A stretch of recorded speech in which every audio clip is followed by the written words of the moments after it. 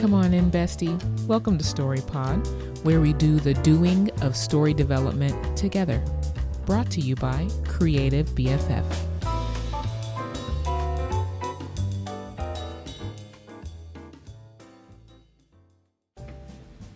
Hello. I don't know why I like to come in like this, fluttering and things, but it just helps me to know, like, okay, we're starting the video now. Listen, how are you? Hello, welcome. Thank you for joining me on the StoryPod podcast. Sorry, I had to look and make sure I'm recording, girl, because I'm trying to use these key bindings to like be able to. Anyway, it doesn't matter. How are you? Happy New Year. I don't know when you're going to be seeing this, but for me, it's only a few days after the new year. We're at the very beginning of January.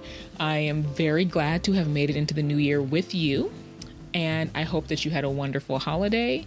You might be seeing this in February or March, girl. I don't know when you're seeing this, but very glad to be with you here on the StoryPod podcast. My name is Ashley. I hope that you are doing well. I keep saying that, like, what a weird intro I'm doing right now. A long, weird intro. But anyway, we're going to keep rolling with it. Okay, we're going to keep rolling with it.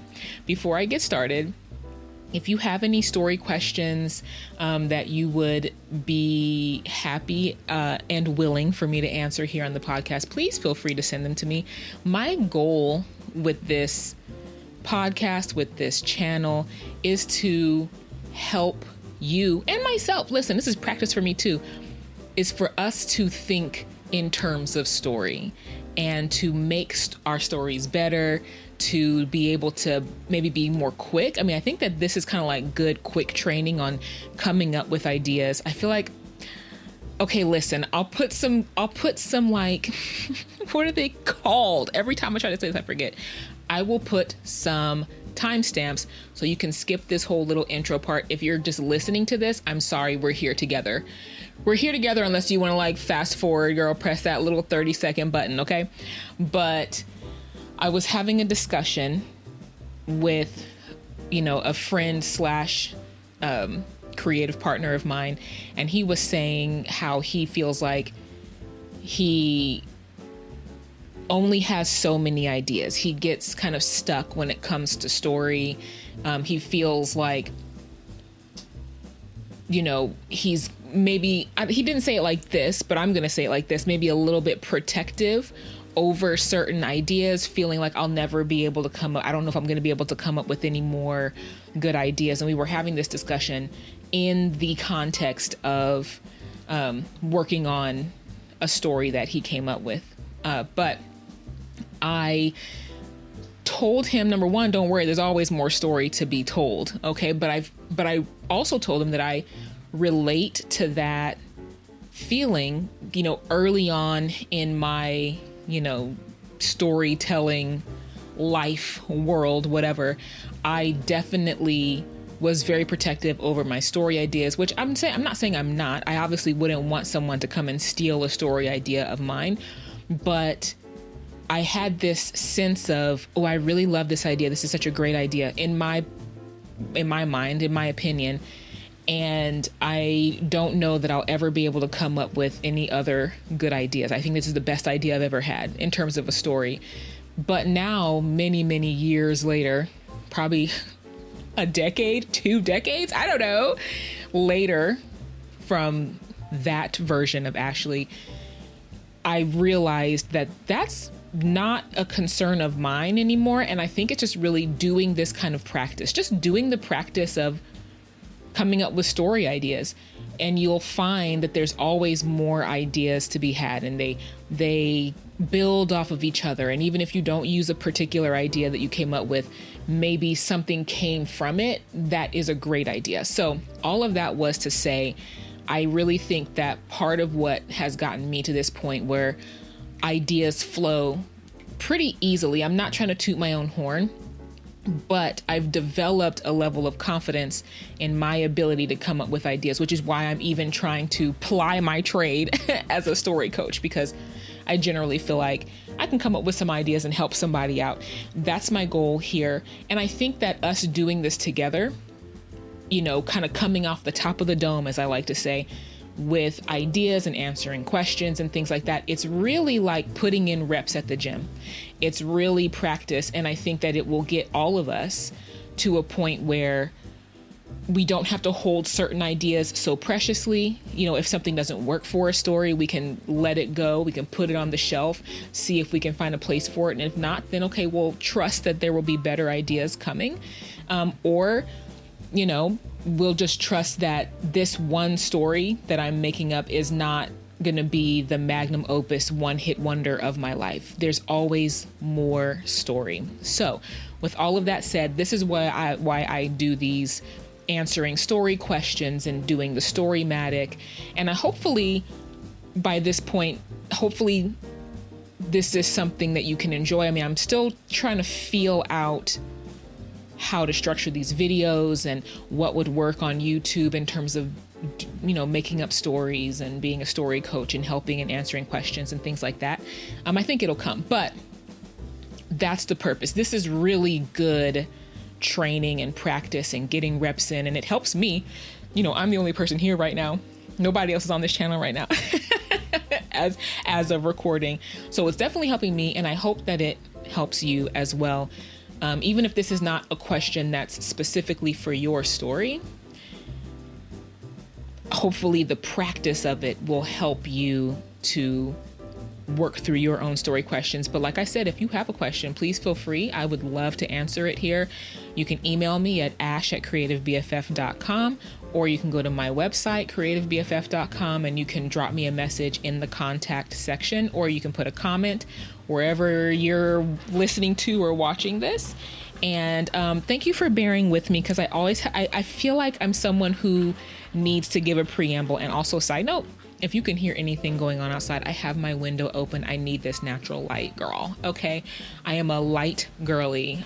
Even though I say I'm a ninja, I love the light. So please forgive if you can hear anything clattering outside. I'm not going to be closing the windows. It's winter time and we're having a really lovely day. So I want it to stay open.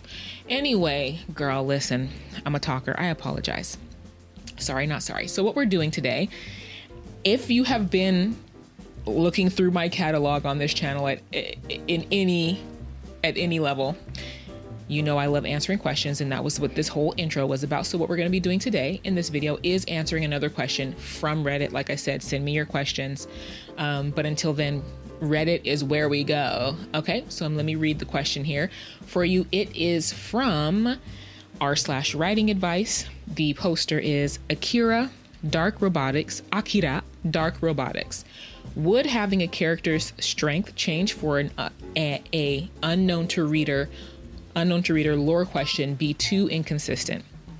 One of my characters has, unknown to the reader themselves, unknown to the character themselves, the literal shadows fused into their soul. There are a few little hints. She acts weird. Her pupils vanish occasionally, making her eyes 100% black. She has fully black eyes with purple pupils. And when she gets stressed, she starts speaking in unknown tongues. But one of her main things is that she almost never gets angry unless you do something terrible to her or her friends. But when she gets angry, she gains a massive power boost. In her base form, she's pretty weak. Her main thing is being proficient at magic. Proficient, not strong.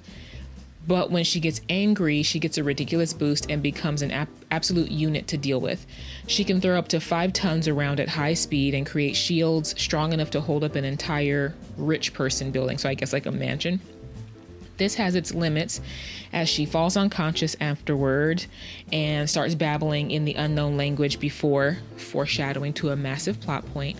So she doesn't do too much in this form. And growing up in an almost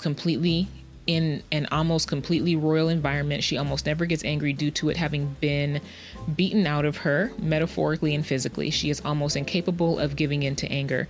The problem is whether this is too confusing, why it happens. That makes it seem weird. Okay, so that is the question.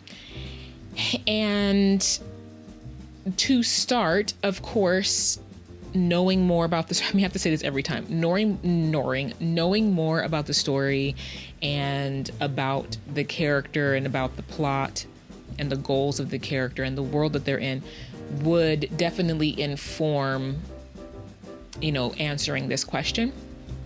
But I think that the answer to this, I'm going to say, okay, so my tentative answer to the actual question, which is this too confusing? Why it happens that it makes it seem weird? So I guess the way they're saying it, is this or the way I'm going to interpret the question, is this a weird effect? And is the reason why it happens too confusing?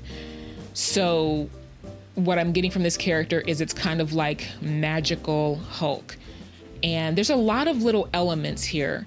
And I think that the key to making this flow logically would be connecting these elements that maybe seem a little bit slightly disparate, a little bit different, maybe not super related, but they're not wholly, totally unrelated. So the key element is that this character has shadows fused to their soul. So the first place that I would look to kind of find the logic to make this fit into the world so that when it is explained, like I don't have a problem with the audience not knowing why, or at least not knowing how. I mean, I guess if you had a scene and it's like one of their friends is being threatened or anything like that, and then that's when you see her go Hulk form, basically magical Hulk form, then obviously the character would connect threat to her loved ones to that type of power coming out. Now, as to the why it happens, I don't have a problem initially with the audience not knowing, because it adds to some mystery. It gives you something to unfold as the story goes on, but you definitely need to know why it happens. And I do believe that there needs to be clear connections. So the first place that I would look would be this attribute of shadows being fused to her soul. I would start detailing in there, really start to work that out. Number one, how did that happen? Do the where, what, when, where, why. I said where twice. Who, what, when, where, why, how of that. All of those might not be necessary, but why did this happen? How did this happen? Even what is the process of something like this happening? Now, this may or may not have any ramifications in your story itself. It may never really be deeply explained necessarily, but for you to know the logic around this, I think would be very helpful for you to really make it tightly fit. So how did this happen? Was it a ritual that her parents did? Was it like a Naruto type of thing? And then also in that same thing, what is the quality and the nature of shadow in your world? Are we just talking about regular run-of-the-mill shadows because of light being cast, basically? Or is there a quality to the type of shadow that can be bound to one's soul in your world? Is it an evil thing? Is it not an evil thing? Is it just kind of like, what is the word for not evil and not good? Just kind of, I can't think of the word, but you know it. Put it in the comments what that word is. I know the word and I can't think of it right now. But is it a sentient type of shadow? Is it a demonic type of shadow? Because obviously in a lot of world cultures, a lot of religious systems, darkness and shadow are typically equated to things that are evil, things that are the opposite of good, right? Light is good, shadow is evil. That might not be the case in your world. It doesn't have to be the case, but understanding the nature and quality, and also just even the, I guess, abilities that are imparted by shadow in your world will be very necessary, so that it makes sense that she would at some point have these qualities or express these qualities when she's going Hulk form. Now, typically what I would think is that shadow as an attribute is not necessarily one that I would, and I think a lot of people would, connect to an increase in strength. So I would say what is it about the shadow in your world that directly influences strength, that has, influence over the attribute of strength? Now, if that's not where it's coming from, and if shadow being fused to her, so for example, something that I was thinking, this is probably very cliche, it's very easy, low-hanging fruit, but if the quality and nature of the type of shadow that has been infused to her soul is perhaps demonic in nature, perhaps the type of shadow demon that has been attached to her is like a behemoth of some shadow realm. So maybe shadow is a realm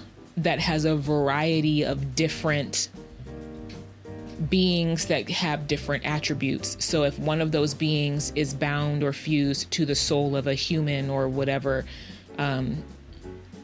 type of creature your character is, it begins to impart those characteristics, right?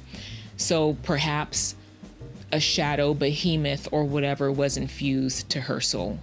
And so she gets the characteristics of that behemoth, which would be strength and everything that was described here.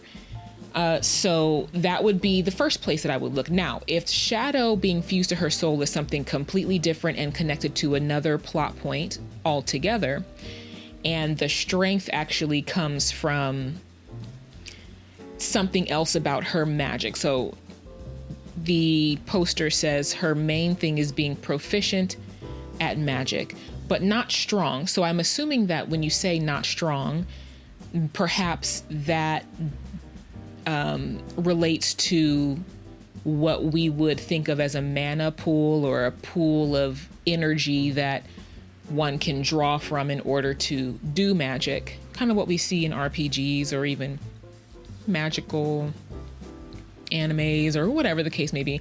That's a very normal sort of world logic, is that there is, for magic users, energy that is pulled from in order for the person to do magic. So perhaps it not being strong for her is from the the thing about her, I couldn't think of the word, that I had to stop, the words were gone. Something about her not being able to access that energy, not being able to carry that much energy within her. So perhaps she has a lot of head knowledge about how to do magic. And if she had a greater pool of magic or energy or mana or whatever it is in your world to work with, then she would be great at it. She would be stronger at it. Because otherwise, I'm not quite sure how she could be proficient and not strong, other than that she has the knowledge, but she just doesn't have the, energy pool in order to do that. So if it's connected to that, what I would say then, where I would look there, is what type of magic is she proficient in? Is she proficient in magic that is either directly connected to strength and shield and that physical type of stuff, or is she proficient in magics that perhaps secondarily affect those attributes, and perhaps in ways that are surprising? I don't know what within your world that would be, if strength was a secondary attribute to whatever her primary proficiency in magic is. That would logically make sense, that if her boost in strength connected to her anger is originating from, girl, where are my words? Originating from her magic use, then I would probably say it'd be a good idea to have them somehow connected to that being the way her magic manifests. Now, another option, another point in her character that you have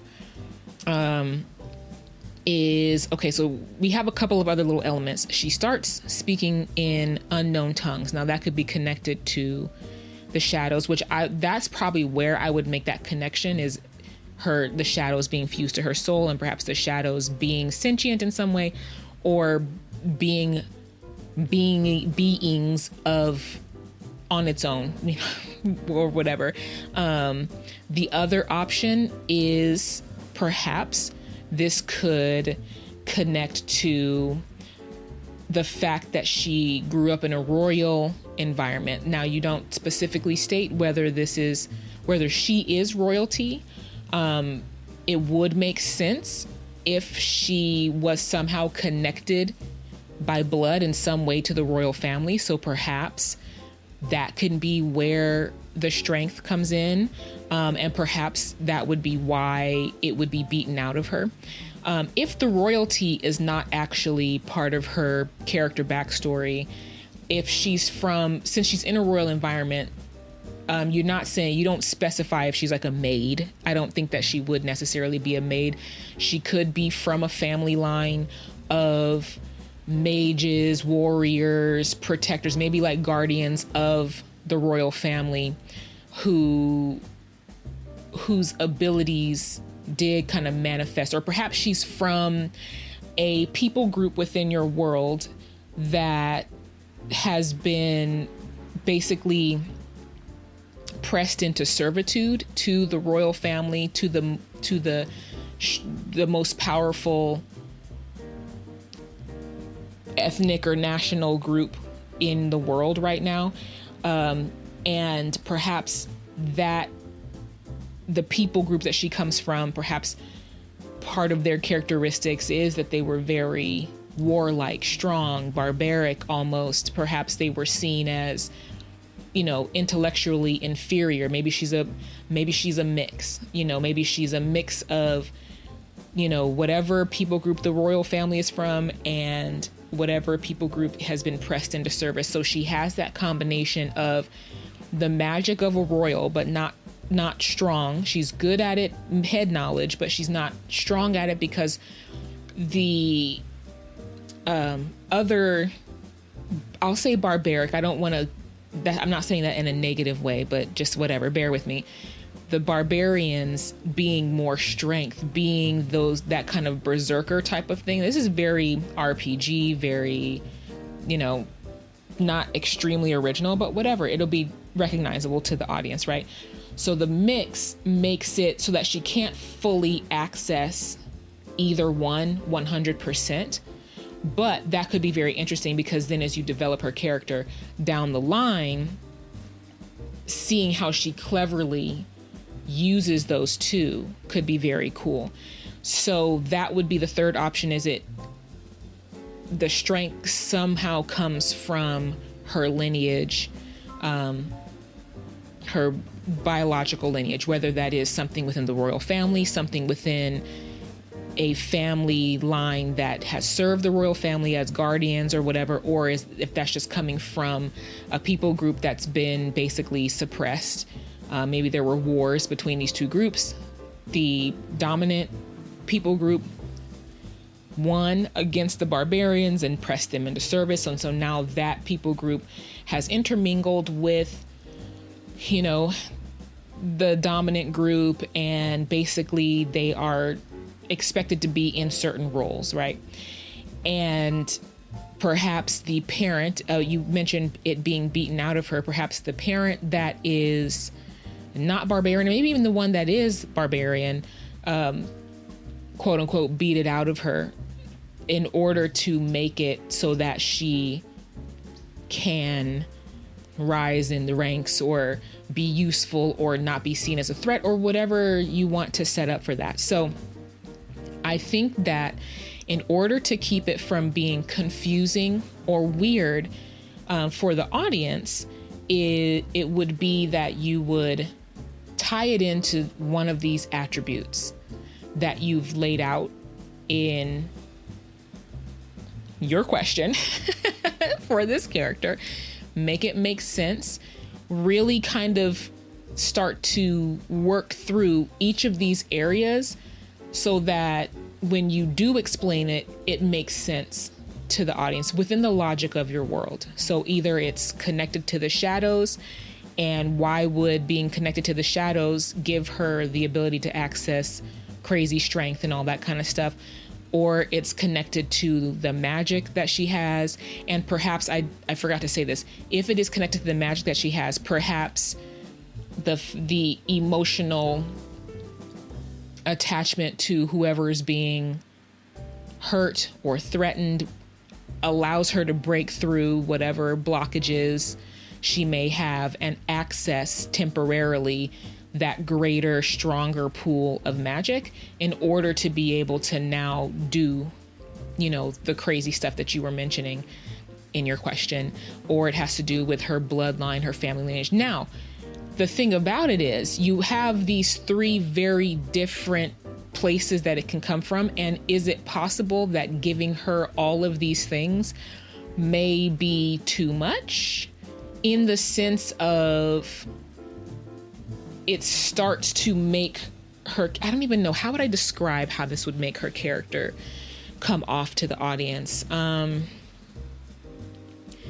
It's just like too many different things going on with this character at once, potentially, unless you give it a closer tie. You give some of these things a closer tie. So for example, here's how it could flow. The shadow being fused to her soul perhaps is a ritual among the barbarians. If we do the tack of the direction of she's a mix between the dominant group and the barbarian group, right? So we'll say the humans and the barbarians, just to make it easy. Humans and the orcs or whatever. We'll just call them barbarians. And within one of those people groups, it's a ritual among magic users or whatever. Maybe not, whatever. Maybe in we'll just go with the barbarians. In the barbarian group, it's a ritual that they bind an element to their babies, or maybe within a certain segment of society, they bind an element to their babies. So shadow, light, fire, water, air, earth, I don't know, whatever elements would be, metaphysical elements would be present in your world, right? And, or whatever one perhaps there's an affinity to, or maybe within that people group, each family, there's clans or whatever that ascribe to a particular element, and she is from the shadow tribe or whatever. So everybody from the shadow tribe has that bound to their soul at a certain age. And so that connects to her lineage, why she would have that shadow binding.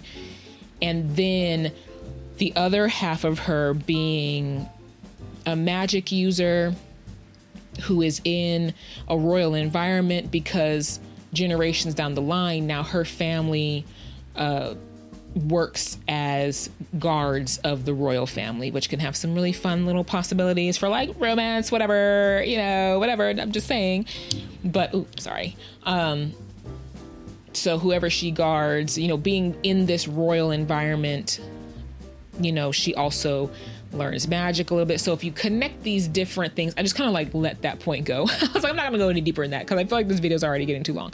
But if you make sure that there are clear connections between these very different, they're not very different, but these different aspects of her character, her backstory, her abilities, her skills, then it won't be weird. I don't think you have, or at least you have a better chance of the audience not seeing it as weird or confusing, or like, where did that even come from? So that would be my answer. All right. I'm going to go ahead and stop there. Okay. Because as we know, I could talk forever. I've already been recording for like 30 minutes and a good chunk of that was just my intro. So anyway, thank you so much for joining me. How would you answer this question?